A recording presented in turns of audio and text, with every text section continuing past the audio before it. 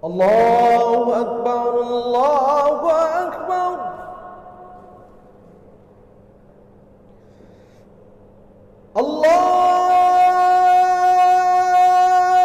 Alaihissalam kepada umatmu, termasuk kepada ayahmu, berikan pengetahuan kepada mereka bahwa Allah adalah yang telah menciptakan kamu, wahai Ibrahim. Ungkapkan kalimat ini, Allah adalah yang telah menciptakan aku, Allah yang telah memberikan hidayah kepadaku, Allah yang memberikan makan dan minum kepadaku, dan ketika aku sakit, Allah lah yang menyembuhkan.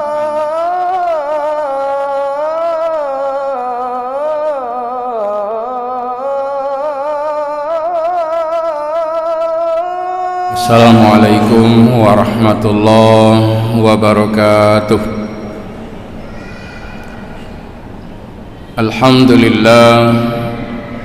Alhamdulillahilladzi hadana ilal Islam wa nahana 'anil ma'asi wal asam. Asyhadu an la ilaha illallah wahdahu la syarika lah wa asyhadu anna Muhammadan 'abduhu wa rasuluh. Allahumma salli ala sayyidina Muhammad wa ala ali Muhammad wa sallim tasliman katsira. Amma ba'du, fa ya ayyuhal hadirun wal hadirat rahimakumullah, usikum wa nafsi bis sabri was salah, innallaha ma'as sabirin. Wa qala Allahu ta'ala fil Qur'anil Karim, a'udzu billahi minasy syaithanir rajim, bismillahirrahmanirrahim. Wa la tukhzini yawma yub'atsun, yawma la yanfa'u malun wala banun illa man atallaha biqalbin salim. Sadaqallahul azim. Ma'asyiral muslimin dan muslimat Jamaah Maghrib Masjid Raya Baitur Rahman, Banda Aceh, pendengar Radio Republik Indonesia, pendengar Radio Baitur Rahman, pendengar Radio Serambi FM, dan pendengar radio-radio swasta lainnya yang ikut dan turut menyiarkan halqah maghrib di Masjid Raya Baitur Rahman yang kita cintai ini, dan seluruh jamaah ofisial atau pemirsa TV Masjid Raya Baitur Rahman di mana saja berada yang dirahmati Allah. Kita mulai pengajian kita dengan selalu memuji Allah. Allahul Wahidul Qahhar, Allahu Rabbul Alamin, Allahur Rahmanur Rahim, Allahu na'budu wa lahu nasta'in. Allah yang kita sembah dan kepada Allah lah kita berharap pertolongan, perlindungan, dan tempat kita memohon bantuan kepada Allah Subhanahu wa ta'ala. Selawat dan salam kepada baginda yang mulia Nabi Muhammad sallallahu alaihi wasallam, seorang nabi, seorang rasul yang telah diangkat oleh Allah, dimuliakan oleh Allah menjadi seorang nabi, menjadi seorang rasul yang ditugaskan oleh Allah seperti nabi dan rasul yang lainnya, yaitu untuk menyampaikan dakwah dan risalah, mengeluarkan umat manusia dari alam kebodohan ke alam yang berilmu pengetahuan, dari alam jahiliyah ke alam Islamiyah, dari alam kemusyrikan, kekafiran menuju iman dan takwa, dari alam yang sesat menuju petunjuk dan hidayah Allah Azza wa Jalla. Ma'asyiral muslimin, jamaah maghrib yang dirahmati Allah, malam ini kita akan melanjutkan pengajian kita masih di surat Asy-Syu'ara yang pada hari Rabu yang lalu kita berhenti pada ayat ke-86 tentang kisah Nabiullah Ibrahim alaihissalam berdebat dan berdiskusi, sekaligus Nabi Ibrahim memberikan penjelasan tentang Allah kepada mereka, karena umat Nabi Ibrahim pada waktu itu banyak menyembah berhala-berhala, patung-patung, dewa-dewa, dan juga masa sebelum Nabiullah Ibrahim alaihissalam, masa di Zoroaster atau Mesir kuno, banyak sekali sembahan-sembahan mereka yang salah, dan mereka memuji kepada dewa-dewa. Bahkan ada anak-anak yang disembelih kemudian dipersembahkan ke dewa-dewa, dan gadis-gadis cantik yang disembelih kemudian dipersembahkan ke Sungai Nil. Demikianlah kebodohan-kebodohan yang terjadi pada masa sebelum diutus Nabiullah Ibrahim alaihissalam kepada umatnya, termasuk ayahnya sendiri yang tidak mau untuk beribadah kepada Allah Subhanahu wa ta'ala. Jadi sebelum kita lanjutkan ke kajian kita pada malam ini, kita lihat kembali tentang diskusi dan pengetahuan yang diberikan oleh Allah kepada Nabiullah Ibrahim alaihissalam, kepada ayahnya dan kepada kaumnya yang masih musyrik. Sebagian mereka ateis, tidak bertuhan, tidak menyembah Allah, dan mereka tidak bertuhan. Dalam bahasa teologinya disebut dengan ateis, tidak bertuhan kepada siapapun. Lalu Allah memperkenalkan kepada Nabi Ibrahim, terangkan ya Ibrahim alaihissalam kepada umatmu, termasuk kepada ayahmu, berikan pengetahuan kepada mereka bahwa Allah adalah yang telah menciptakan kamu, wahai Ibrahim. Ungkapkan kalimat ini, Allah adalah yang telah menciptakan aku, Allah yang telah memberikan hidayah kepadaku, Allah yang memberikan makan dan minum kepadaku, dan ketika aku sakit, Allah lah yang menyembuhkannya, Allah yang mematikan aku, yang mewafatkan aku, dan Allah yang menghidupkan kembali. Dan aku sangat berharap semoga segala kekuranganku, sangat berambisi segala dosa, segala kekurangan, segala kesalahan yang pernah dia lakukan. Ibrahim sangat berharap agar dosanya diampuni oleh Allah Subhanahu wa ta'ala pada hari kiamat nanti. Selanjutnya Ibrahim berdoa semoga Allah datangkan kepadanya berbagai macam ilmu, berbagai macam hikmah, dan Allah gabungkan Nabiullah Ibrahim ke dalam hamba-hambanya yang soleh.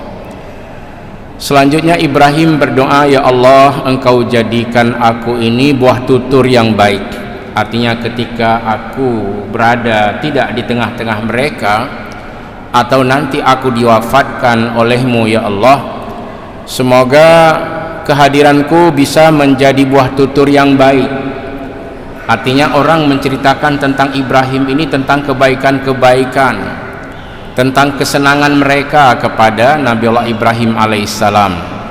Dan Ibrahim berdoa, semoga Ibrahim dan keluarganya bisa menempati dan mempusakai surga yang penuh dengan nikmat. Dan kemudian yang terakhir Ibrahim berdoa untuk ayahnya, karena dia tahu bahwa ayahnya berada minadhdallin, ke dalam kelompok orang-orang yang sesat. Nah, ternyata Allah menegur Ibrahim alaihissalam. Nabi Ibrahim ditegur oleh Allah ketika berdoa kepada ayahnya yang bernama Azar. Azar ini tetap musyrik, nggak mau beriman pada Allah, sama dengan Nabi Muhammad sallallahu alaihi wasallam ditegur oleh Allah, misalnya untuk berdoa kepada keluarganya yang syirik kepada Allah. Nah, itu diterangkan di dalam surah At-Taubah. Makana linabiyyi walladzina amanu ayyastaghfiru lil musyrikin. Tidak boleh bagi nabi dan orang-orang yang beriman untuk berdoa kepada orang-orang musyrik. Jadi kita sebagai orang beriman sejak dari masa nabi rasul itu tidak dibenarkan oleh Allah untuk berdoa kepada orang-orang kafir, orang-orang musyrik yang belum mendapat hidayah dari Allah Subhanahu wa taala.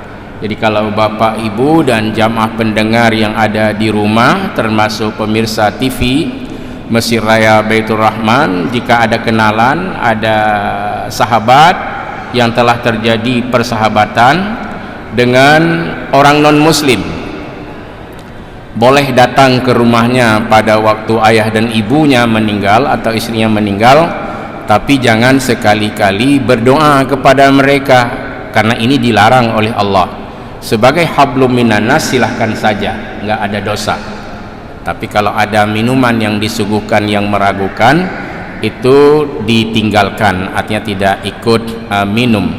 Tetapi orang-orang yang non muslim ini sangat tahu bahwa yang hadir ini adalah sahabatnya yang beragama Islam, tentu dia akan menyikapinya, menerimanya dengan cara-cara yang tidak bertentangan dengan agama yang dianut oleh sahabat-sahabatnya. Apa yang dilarang?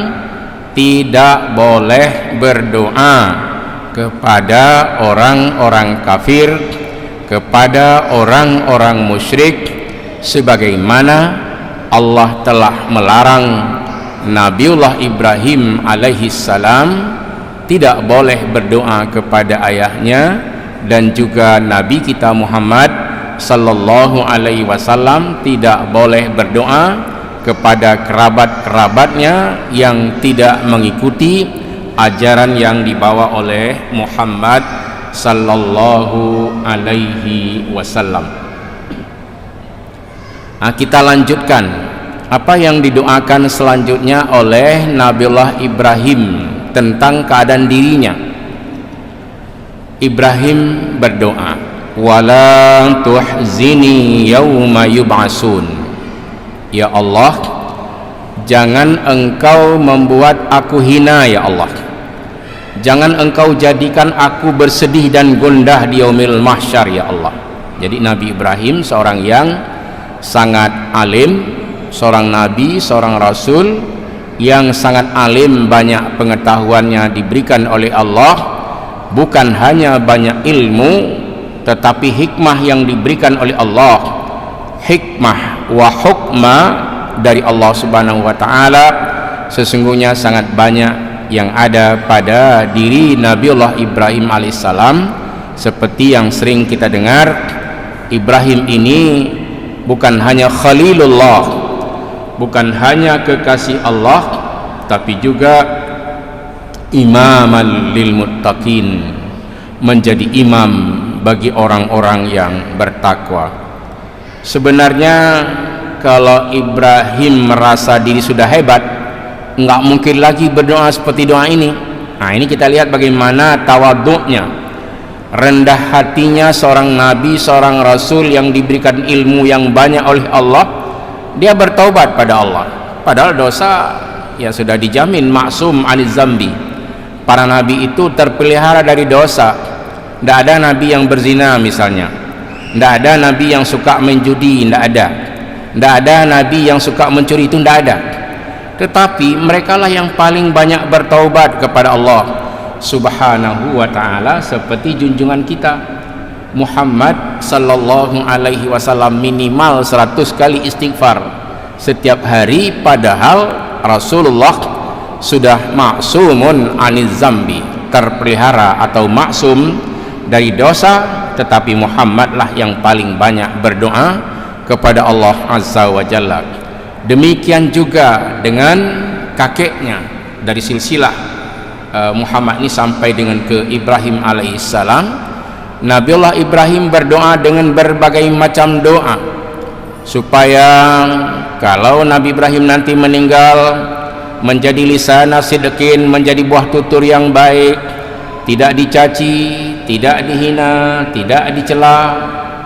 Dan Ibrahim berdoa, ya Allah, ya Tuhan, semoga kehidupanku di hari akhirat jangan menjadi hina, ya Allah. Jangan menjadi orang-orang yang tidak beruntung di yaumil mahsyar. Siapa orang yang tidak beruntung? Nah, kita sudah sangat sering mendengarkan ayat innal ladzina yuhadduna Allaha wa rasulahu ulaika fil azallin. Sesungguhnya orang yang melawan Allah. Apanya yang dia lawan? Hukum-hukum Allah, perintah-perintah Allah, larangan-larangan Allah. Yang dilarang dia kerjakan, yang disuruh dia tinggalkan. Ini kan sangat kasihan. Kita ini banyak membaca berita-berita hasil penelitian bahwa di Indonesia umat Islam yang sholat hanya 38%. Yang ini kan sangat disayangkan. Mungkin mereka membuat meneliti umat Islam itu sangat mudah. Misalnya pada waktu maghrib dia datang untuk menghitung berapa jumlah umat Islam yang tidak sholat. Ternyata banyak sekali. Dan ada juga yang sholat tapi tidak lengkap 5 waktu. Sedangkan yang disuruh oleh Allah adalah 5 waktu. Kita mengerjakan sholat setiap hari. Untuk apa? Karena itu ketentuan dari Allah Subhanahu wa ta'ala. Jangan bolong-bolong. Kita melaksanakan sholat, jangan menyia-nyiakan sholat. Dan ini juga dibuat penelitian. Di kalangan mahasiswa sendiri banyak yang meninggalkan sholat subuh, tidak sholat subuh, kemudian terlambat bangun, mandi dan kuliah. Dan ini hal-hal yang terjadi karena mereka nggak paham, nggak tahu makna atau manfaat dari sholat. Mungkin nggak pernah mendengar, nggak pernah membaca bahwa dalam ilmu holistik, artinya fisik dan jiwa kita ini perlu sekali untuk nyaman, aman, nyaman dalam lindungan Allah Subhanahu wa ta'ala. Untuk apa fisik terus sehat, jiwa kurang sehat? Nah, caranya supaya fisik sehat, jiwa sehat, sholatlah 5 waktu agar kita beruntung di dunia dan di akhirat nanti. Jangan sampai menjadi orang-orang yang hina di yaumil mahsyar. Siapa mereka? Allah sudah menjawab, antara lain dalam surah Al-Mujadilah atau Al-Mujadalah yang hampir setiap kali ceramah kalau saya sering mengulang-ulang ayat ini. Innal ladzina yuhadduna Allaha wa rasulahu ulaika fil azallin. Sesungguhnya orang-orang yang melawan Allah, orang-orang yang menantang Rasulnya, ulaika fil azallin, mereka itu tergolong ke dalam orang-orang yang hina. Maka Nabi Ibrahim yang sangat bijak, yang sangat luas ilmunya, ya Allah, kalau engkau sudah memberikan kemuliaan kepadaku waktu aku hidup di dunia, di akhirat nanti semoga saya jadi orang mulia juga ya Allah. Wala tuhzini yauma yub'atsun. Oh ya Allah, ya Tuhan, jangan engkau jadikan aku orang yang hina pada hari pembalasan, pada hari kebangkitan, pada hari engkau kumpulkan seluruh umat manusia. Zalika yaumut taghabun. Itu adalah hari Allah menampakkan kesalahan manusia.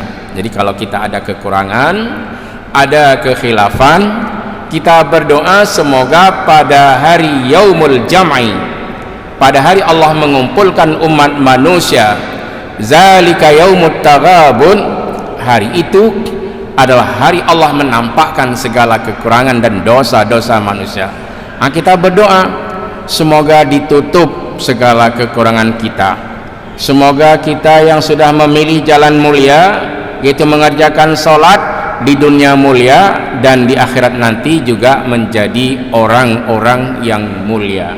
Maka Nabi Ibrahim yang diberikan hikmah atau hukmah dari Allah Subhanahu wa taala berdoa, ya Allah, ya Tuhan, aku di dunia engkau berikan lakab dengan Khalilullah, kekasihmu ya Allah, imaman lil muttaqin, menjadi imam bagi orang-orang yang bertakwa. Di akhirat juga ya Allah. Nah, itu maksudnya, di akhirat juga engkau berikan kemuliaan kepadaku dengan doanya, wala tuhzini yauma yub'atsun.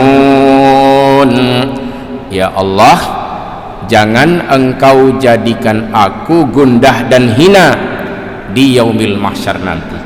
Nah, ini supaya kita ini enggak gundah di yaumil mahsyar, paling mudah yang kita lakukan adalah mengerjakan sholat 5 waktu dan tinggalkan apa saja yang dilarang oleh Allah, serta kerjakan apa yang disuruh oleh Allah. Jangan sekali-kali berbuat makar atau berencana jahat dengan Allah. Nggak sanggup kamu, kata Allah. Jadi siapapun yang ingin melawan Allah, tidak ada kesanggupan bagi mereka. Allah itu Al-Wahidul Qahhar, Allah yang esa, Allah yang perkasa, nggak perlu musyawarah dengan manusia. Kalau Allah mau untuk memusnahkan hamba-hambanya, siapa saja itu Allah sanggup. Buktinya kita baca sejarah demi sejarah, bagaimana hebatnya Qarun, orang kaya yang angkuh di zaman Nabi Musa alaihissalam, sudah dilongsorkan bumi tempat dia tinggal dan dia mati, sehingga seluruh fondasi rumahnya dimusnahkan oleh Allah, atap-atap rumahnya jatuh tertimpa mereka dan tidak ada yang selamat, semuanya dimusnahkan oleh Allah Subhanahu wa taala. Bagaimana hebatnya Firaun, sampai dengan dia mengakui diri sebagai Tuhan, tetapi ketika Allah tenggelamkan Firaun dan tentara-tentaranya, semua minta ampun kepada Allah, bahwa dia yang pernah berkata bahwa aku Tuhan yang paling hebat, ternyata Fir'aun itu bukan Tuhan, hanya seorang yang merasa dirinya hebat ketika dia hidup di negeri Mesir, kemudian mengakui diri sebagai Tuhan. Tapi tatkala ditenggelamkan oleh Allah, dia dimusnahkan oleh Allah Subhanahu wa taala. Tak ada seorang pun yang sanggup melawan Allah. Demikian juga dengan ajudan Firaun yang bernama Haman, itu juga ditenggelamkan bersama dengan Firaun laknatillah. Maka Ibrahim yang sangat bijak, karena di atasnya ada juga orang sombong seperti Namrud laknatillah, itu sangat kejam, bahkan dia suruh Nabi Ibrahim untuk disuruh bakar, tetapi Allah menyelamatkan Nabiullah Ibrahim alaihissalam dari kobaran api, dan Ibrahim selalu bermunajat kepada Allah, hasbunallah wa ni'mal wakil, Hasbunallahu wa ni'mal wakil. Hasbunallahu wa ni'mal wakil. Ni'mal maula wa ni'man nasir. Nah, itu doa dari Nabiullah Ibrahim alaihissalam ketika dilemparkan ke dalam api yang terbakar hanya tali pengikat kaki dan tangan Nabiullah Ibrahim, dan Ibrahim diselamatkan oleh Allah Subhanahu wa taala. Berbeda dengan doa Nabi Yunus ketika ditelan oleh ikan paus yang besar, dia berkata, la ilaha illa anta subhanaka inni kuntu minadh zalimin. La ilaha illa anta subhanaka inni kuntu minadh zalimin. Pada hitungan yang ketujuh, Allah perintahkan kepada ikan yang besar yang telah menelan Nabi Yunus alaihissalam, kemudian dimuntahkan kembali, dan Nabi Yunus disehatkan kembali oleh Allah Subhanahu wa ta'ala. Artinya Yunus sebagai hamba Allah yang mulia tetap dimuliakan oleh Allah. Bahkan binatang atas perintah Allah, jangan kamu gigit, itu Yunus, nabiku dan rasulku, selamatkan dia, dan muntahkan kembali. Kemudian Nabi Yunus selamat, dan setelah selamat melanjutkan dakwah di kota Ninawa pada waktu itu. Inilah doa-doa dari para nabi dan para rasul. Nabiullah Ibrahim berdoa, ya Allah, wala tuhzini yawma yub'atsun. Ya Allah, jangan engkau jadikan aku hamba-hamba yang hina di hari engkau membangkitkan kami. Artinya apa keinginan Nabi Ibrahim alaihissalam? Wa alhiqni bis salihin. Ya Allah, gabungkan saya bersama dengan hamba-hambamu yang soleh. Jangan engkau kelompokkan aku ke dalam hamba-hambamu yang hina. Wa alhiqni bis salihin. Engkau gabungkan aku ya Allah bersama dengan orang-orang yang soleh. Setelah engkau memberikan ilmu, setelah engkau memberikan hikmah, setelah engkau memberikan berbagai macam sifat bijak kepadaku, Rabbi habli hukma wa alhiqni bis salihin. Ya Allah, anugerahkan kepadaku hikmah dan hukmah, dan gabungkan aku ya Allah bersama dengan hamba-hambamu yang soleh, baik di dunia maupun di akhirat nanti. Nah, ini caranya mudah. Bagi umat Islam, jangan abaikan salat, ibadah kita kepada Allah Subhanahu wa ta'ala. Pada umumnya orang Islam yang meninggalkan salat itu masih masuk ke dalam kelompok orang-orang bodoh, kelompok orang-orang yang belum ada pengetahuan. Itu disebutkan oleh Allah, diperkenalkan oleh Allah. Siapa yang menyanyiakan salat? Karena kalau para penceramah yang memberitahu, marah dia nanti. فَخَلَفَ مِنْ بَعْدِهِمْ خَلْفٌ أَضَاعُوا الصَّلَاةَ وَاتَّبَعُوا الشَّهَوَةَ فَسَوْفَ يَلْقَوْنَ غَيًّا. Kelak akan lahir nanti generasi yang paling jelek, generasi yang paling buruk. Siapa mereka? Yang menyia-nyiakan salat, mengikuti nafsu dan syahwat, dan kelak mereka akan menjadi orang-orang yang sesat. Ini sebenarnya doa Nabiullah Ibrahim itu kita ambil itu dari kakek kita yang sudah sangat jauh, berdoa seperti itu. Semoga di dunia mulia dan di akhirat pun mulia. Ini anak-anak kita yang belum bisa baca Quran, kita ajarkan baca Al-Quran. Jangan sampai waktu tua belum bisa baca Al-Quran. Nah, inilah hikmah ilmu itu, ilmu yang mendatangkan kebahagiaan baginya di dunia dan di akhirat. Nah, jadi jangan lecehkan membaca Al-Quran. Bahkan kita harus memahami Al-Quran kalau hati kita ini masih terbuka. Afala yatadabbaruna al-Quran am ala qulubin aqfaluha. Mengapa tidak kamu mentadabburkan Al-Quran? Apa makna mentadabburkan? membaca, memahami, hati-hati. Kalau saya ini belum tahu nih bagaimana cara bacanya, nanya dan belajar. Itu maknanya tadabbur. Kalau hati kita ini masih terbuka, belajar. Afala yatadabbaruna al-Qur'an am ala qulubin aqfaluha.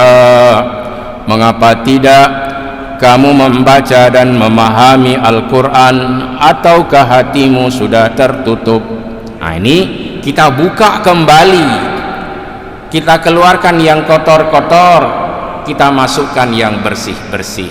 Nah, baru bisa tercapai. Kapan?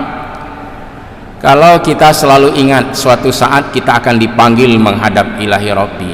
Pada hari yub'asun, pada hari manusia dibangkitkan oleh Allah, pada hari manusia dikumpulkan oleh Allah, pada hari yaumul mahsyar, yauma la yanfa'u malun wala banun. Hari itu adalah hari yang tidak bermanfaat harta, dan hari itu adalah hari yang tidak bermanfaat anak-anak. Tapi ada juga yang bilang, kan banyak anak-anak yang bermanfaat, seperti anaknya hafal Quran, nanti dia yang mengalungkan selendang. Betul. Jadi ada orang yang diajak oleh anaknya ke surga sejak di dunia. Contoh, seorang bapak, seorang ibu, dia kirimkan anaknya ke sekolah tahfidz Quran. Pada umumnya mereka itu sangat berprinsip, kalau saya tidak begitu lancar membaca Al-Quran, mudah-mudahan anak saya menjadi hafidz 30 juz. Itu ada, karena saya sendiri tahu, karena salah seorang dewan pembina di Madrasah Ulumul Quran di Pagar Air. Ada yang sudah menghafal 30 juz, mereka mengalungkan bunga kepada ayah dan ibunya dengan menghafal Quran. Indah sekali. Kita buka Quran, ada yang nggak bisa kita baca, tapi anak orang nggak buka Quran, Al-Quran salasina juz'an ala ra'sihim, Al-Quran 30 juz di kepala mereka. Kita bawa Quran, disuruh baca, nggak bisa. Tapi ada anak orang nggak bawa Quran, karena dia sudah menghafalnya 30 juz, salasina juz'an ala ra'sihim, 30 juz tersimpan di kepala mereka dan juga tersimpan di dalam hati. Maka anak-anak yang seperti inilah yang mendatangkan manfaat. Ajarkan dia sholat, nanti kalau ayah dan ibunya duluan meninggal, dia bisa jadi imam. Anak laki ini ya, ini yang dimaksud sebenarnya banun, anak laki. Anak laki itu harus berperan dalam keluarga. Misalnya ayahnya meninggal, dia bisa menikahkan kakaknya. Ayahnya meninggal, ibunya meninggal, dia bisa jadi imam. Beruntung sekali. Maka kata-kata yauma la yanfa'u malu wala banun, artinya pada hari yang tidak bermanfaat harta dan anak-anak. Sebenarnya kalau kita betul-betul membaca kitab tafsir, ini hanya kepada orang yang tidak beriman. Untuk orang beriman semua bermanfaat. Mana contoh? Waktu kita di dunia belum meninggal ini ada harta, setiap bulan kita bayar zakat, atau setiap tahun kita bayar zakat. Bukankah itu harta yang bermanfaat?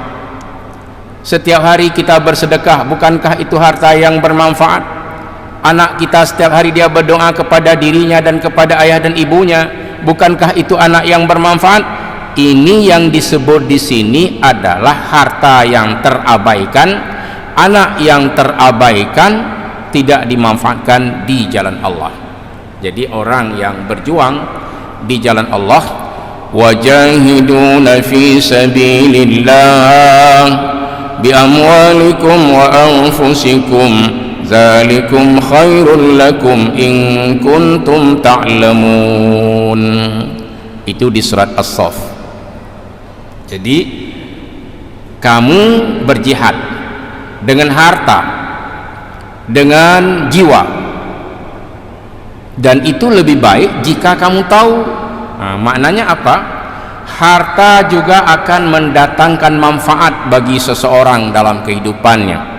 Tetapi jika harta ini tak pernah dimanfaatkan fi sabilillah, di jalan Allah, dan anak-anak yang ada itu diabaikan, enggak pernah ibadah, enggak pernah salat.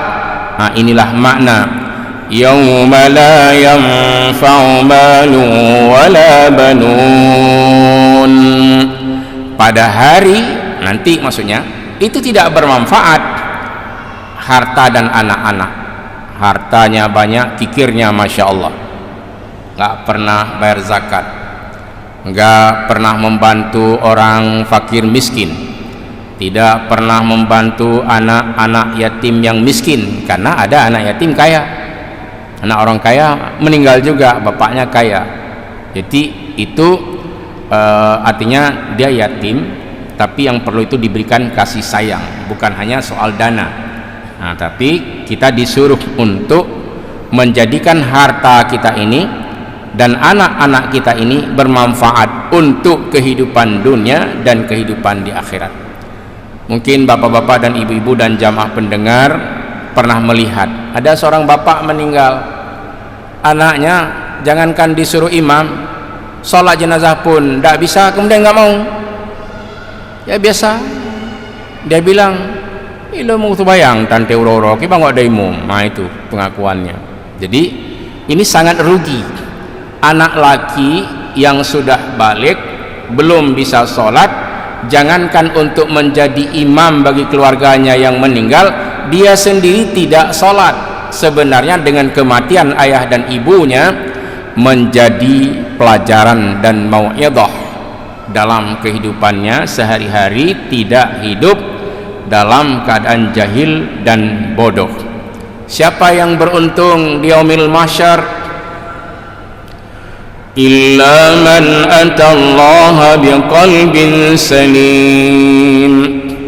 Orang yang beruntung adalah orang yang datang menghadap Allah dengan hati yang nyaman dan aman. Salim itu selamat, ya, selamat dunia dan akhirat.